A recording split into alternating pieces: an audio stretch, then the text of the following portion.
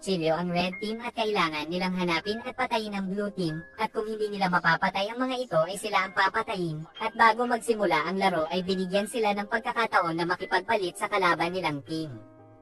Kasama sa blue team sina Yongsek, si Hyunju, si Myunggi, si Daeho, ang Shaman at si Player 100. Kasama naman sa red team sina Gyungja, si Junhee, si Gihun, si Minso at Player 124.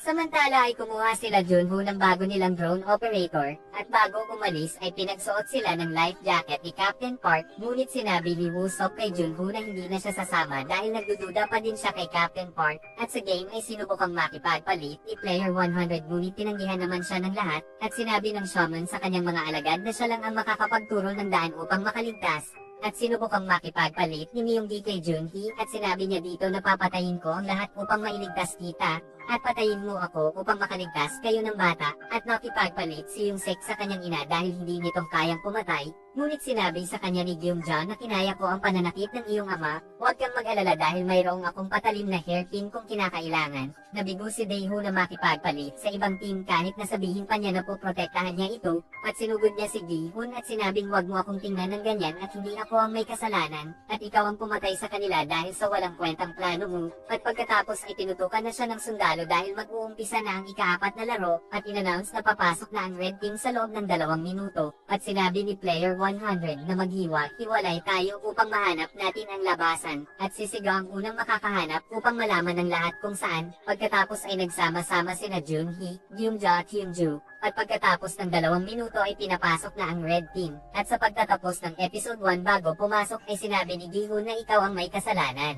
Nang magising na si 246 ay dinaril ni Noel ang doktor, samantala sa loob ay makikitang hinanap na ni Gihun si Daeho, at pinangunahan ng shaman ang kanyang mga tagasunod upang ituro ang tamang labasan, at ibinigay naman nila Gyungja ang kanilang mga susi kay Hyunju upang ito na ang maging tagabukas. Samantala ay hinabol na ni Gihun si Daeho at nang maabutin niya ito ay ibang player naman pala iyon, at nakita niya si Daeho sa kabilang pinto, pagkatapos ay sabay na sinaksak nila Myunggi at 124 si player 235 upang pareho silang makapasok, at napulot ni Minso ang kwintas ni Thanos na naiwan ni 124 sa bangkay, at nang papatayin ni 226 si Junhee ay pinatay ito ni Hyunju. Pagkatapos ay isinara ni Player 100 ang pinto upang ang kasama niya ang mapatay, samantala ay naihulog naman ni Daeho sa hagdan ang isang umatake sa kanya at kinuha niya ang kutsilyo nito, pagkatapos ay nakita nila Gyungja at Hyunju na pumutok na ang panubigan ni Junhee, kaya pinagtulungan nilang paanakin ito, at nang buksan ng shaman ang pinto sa tamang labasan ay bigla siyang tumakas, kaya't ang kanyang mga tagasunod ang pinatay nila Myunggi, at upang hindi siya patayin ay